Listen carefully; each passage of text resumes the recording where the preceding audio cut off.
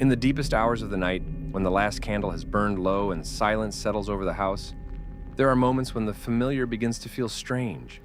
The creak of wooden floors, the faint scratching behind the walls, the quiet sense that something is moving just beyond sight. In Slavic folklore, these sensations were never dismissed as imagination. They were signs. Signs that something unseen shared the home with you.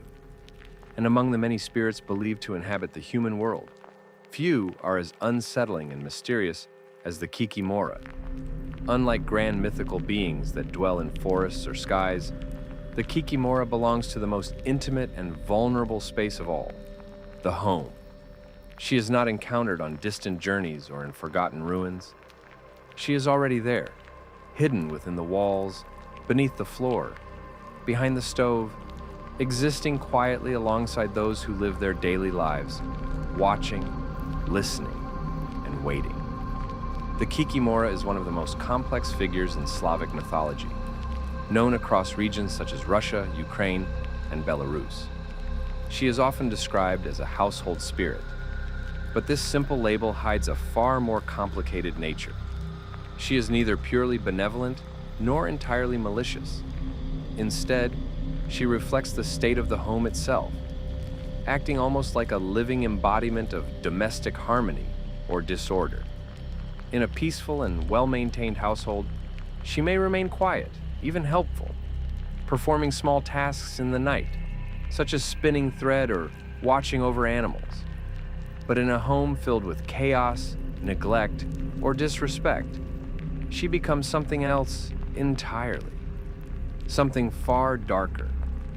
In those cases, the Kikimora transforms into a source of fear, bringing misfortune, illness, and unease. Descriptions of her appearance vary, but they all share a sense of distortion and unease. She is often imagined as a small, hunched figure, thin to the point of fragility, with long limbs and an unnatural posture. Her face is described as wrinkled and sharp, with a long nose and piercing eyes that seem to glow faintly in the darkness. Her hair may resemble tangled threads, damp straw, or even moss, depending on the version of the tale. In some stories, she appears almost childlike, but twisted and unnatural, like something that should not exist. In others, she is barely visible at all, more shadow than form, a presence felt rather than clearly seen. This ambiguity is part of what makes her so frightening. The Kikimora does not need to reveal herself fully to be feared. Her power lies in suggestion, in the sense that something is there, just out of sight. One of the most common ways people believed they could detect the presence of a Kikimora was through sound. In the stillness of the night, when all others are asleep, faint noises begin to emerge. A soft tapping, a quiet scratching, the sound of footsteps moving slowly across the floor, even though no one is awake. These sounds were not random. They were interpreted as deliberate actions, signs of a spirit moving within the home. In many stories, the Kikimora is said to whisper, her voice barely audible, echoing through the walls. Sometimes she calls out in familiar tones, mimicking the voices of loved ones, creating confusion and fear.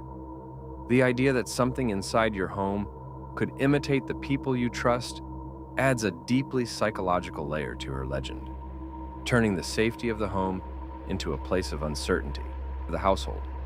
In homes where order is maintained and traditions are respected, she may act as a quiet helper. She spins thread during the night, completes unfinished chores, and ensures that everything remains in balance. However, even in this role, she is never friendly or comforting. She does not interact openly with the inhabitants of the home. Her presence is distant, almost cold, as if she operates according to rules that humans can only partially understand.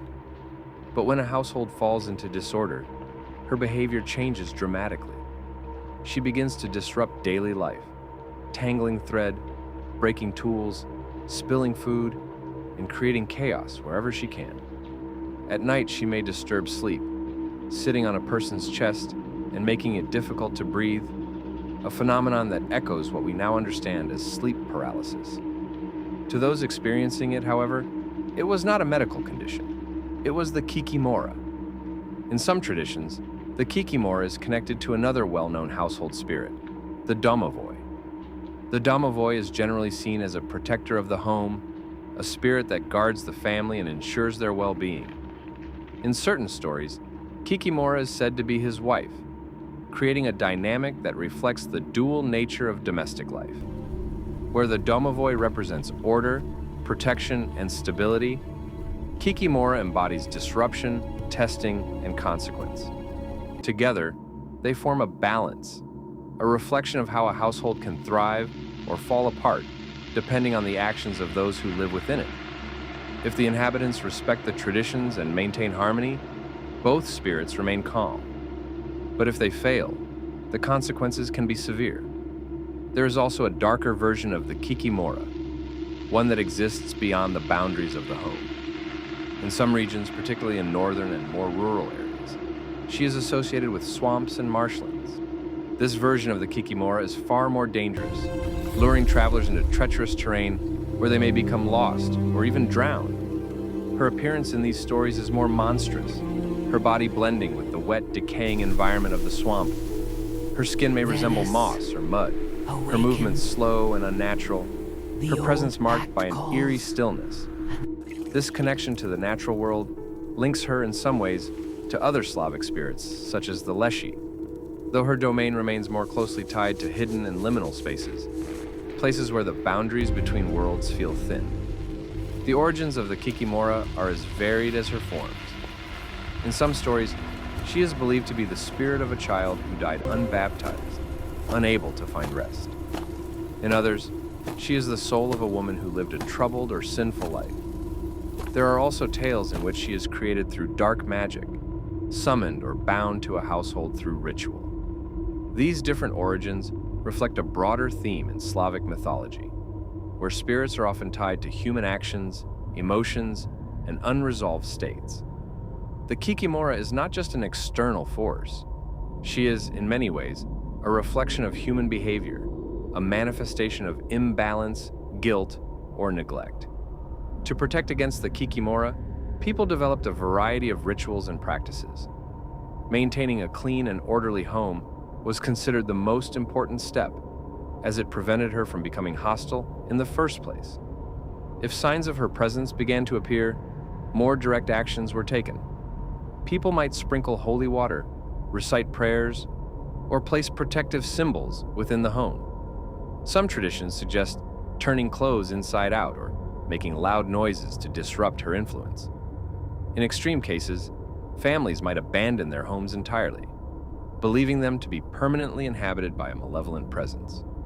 These practices highlight the seriousness with which these beliefs were held. The Kikimora was not just a story told for entertainment. She was part of a lived experience, a way of understanding and responding to the unknown. With the spread of Christianity throughout Slavic regions, the interpretation of the Kikimora began to change. She became more closely associated with demonic forces, her more neutral or balanced aspects fading in favor of a darker, more threatening image. However, the older beliefs never disappeared entirely. The dual nature of the Kikimora persisted, reflecting the enduring idea that the world is not divided simply into good and evil, but exists in a complex interplay of forces that must be respected and understood. Today, the Kikimora continues to appear in modern culture, often reimagined in films, literature, and video games. While these portrayals may exaggerate certain aspects of her character, they retain the core elements that make her so compelling. Her connection to the home, her hidden presence, and her ability to turn the familiar into something unsettling. She remains a powerful symbol, not just of fear, but of the fragile balance that defines our living spaces. Even in a modern world filled with technology and rational explanations, the idea of the Kikimora still resonates. Most people have experienced moments when their home feels different, when the silence feels too heavy, when a small, unexplained sound captures their attention and refuses to be ignored.